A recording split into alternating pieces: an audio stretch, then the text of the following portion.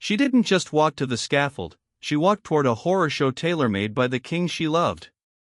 And Boleyn's death was not a simple stroke of an axe, it was a calculated act of psychological cruelty, featuring a foreign specialist and a chilling ritual designed to strip her of every shred of dignity before the final blow. This is the real story of what happened on May 19, 1536. May 19, 1536. The air over the Tower of London was cold, heavy, and thick with unnatural silence.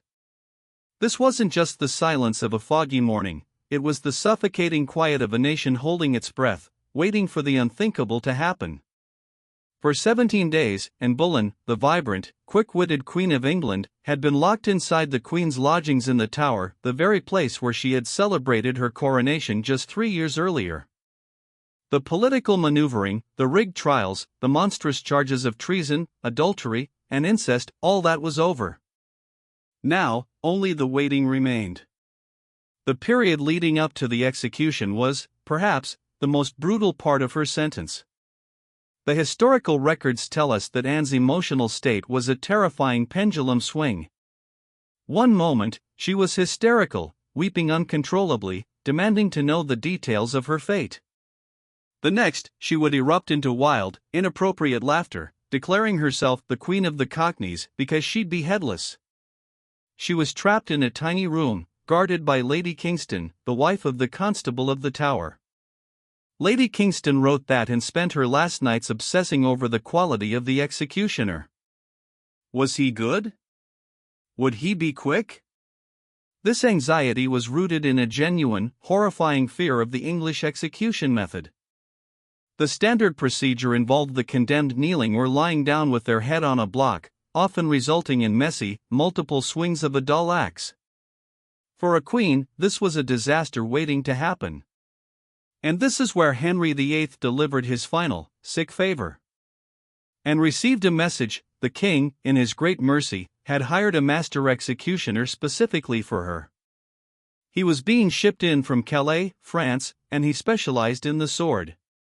Did you know, hiring this foreign specialist was an unprecedented act?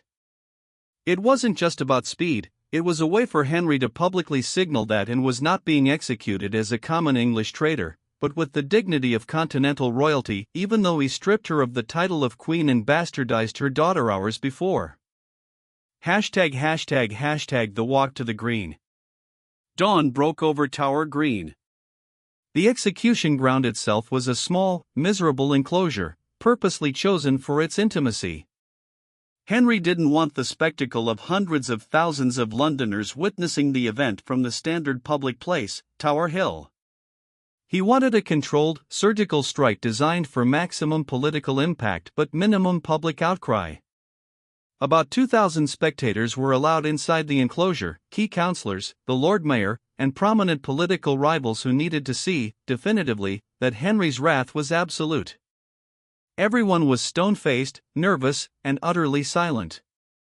Anne emerged from the lodging just after 9 a.m. She was dressed meticulously. Not in the drab prison colors you might expect, but in a loose-fitting gray damask gown, trimmed with fur, over a crimson petticoat, the color of martyrdom. She held a small book of prayer. The moment she stepped onto the green, the whispers died. All eyes were on her. Pacing is everything in a moment like this. And didn't rush. She walked slowly, composedly, acknowledging the crowd.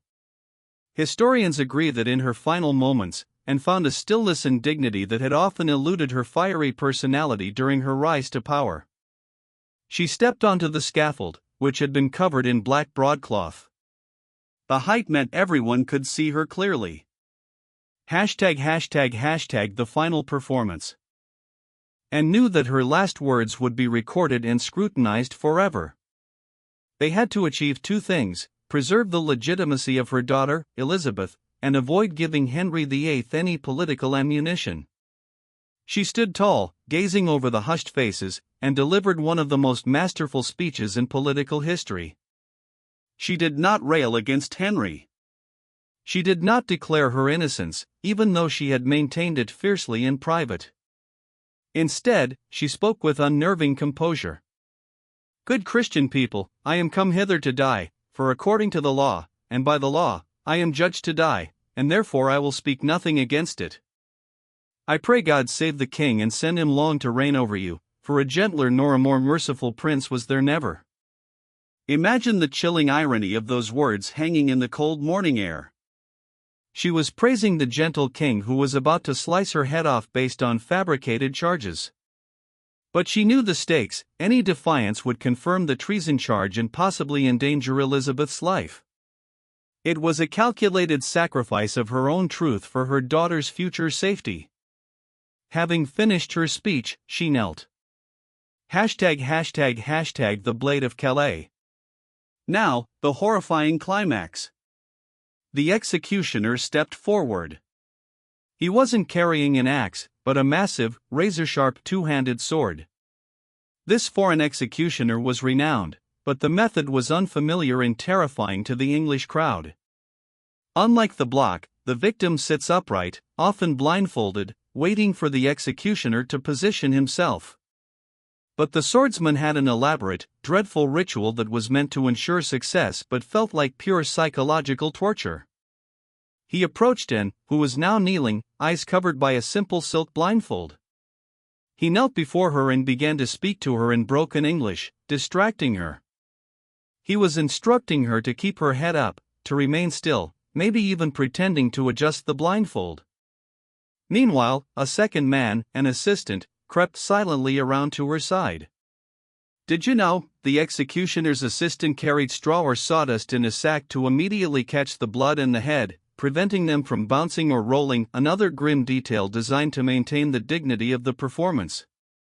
And was fixated on the sound of the executioner's voice directly in front of her. Her body was rigid with tension, anticipating the weight of the blow from that direction.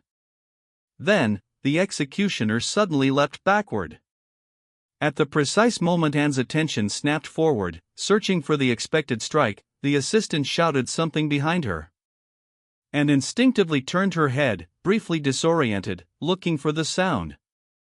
This was the terrifying trick.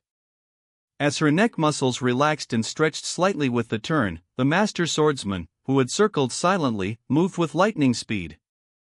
There was a flash of polished steel, a terrible, wet thud that cut through the absolute silence of the tower green, and then, nothing. It was over. So fast that witnesses struggled to describe the actual moment of impact. The head of Anne Boleyn fell straight down, caught instantly by the waiting straw. ### the aftermath. The speed and precision were horrific, but effective. The crowd exhaled. The cannon on the White Tower boomed, signaling to the waiting city, and more importantly, to the king, that the deed was done. But the humiliation was not finished. They needed to dispose of the body quickly. Anne had died like a queen but had been convicted as a traitor.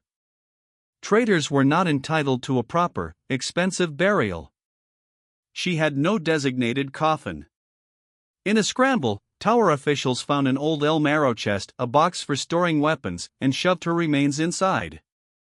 There was no shroud, no ceremony, just the former Queen of England hastily packed into a crude box.